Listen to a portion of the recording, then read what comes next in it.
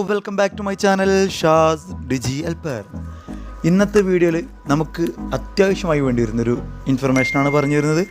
എന്താണെന്ന് വെച്ചാൽ നമ്മുടെ ഫോണിനകത്ത് നമ്മൾ പല കാര്യങ്ങൾ ചെയ്യുമ്പോഴോ, ചിലപ്പോൾ ഒരു വാട്സപ്പ് ഉപയോഗിക്കുന്ന സമയത്തോ, യൂട്യൂബ് കാണുന്ന സമയത്തോ, അല്ലെങ്കിൽ ഒരു ക്യാമറ ഒരു ഫോട്ടോ എടുക്കാൻ വേണ്ടിയിട്ട് ക്യാമറ ഓൺ ആക്കുന്ന സമയത്താവും ചിലപ്പോൾ പരസ്യങ്ങൾ കയറി വരിക.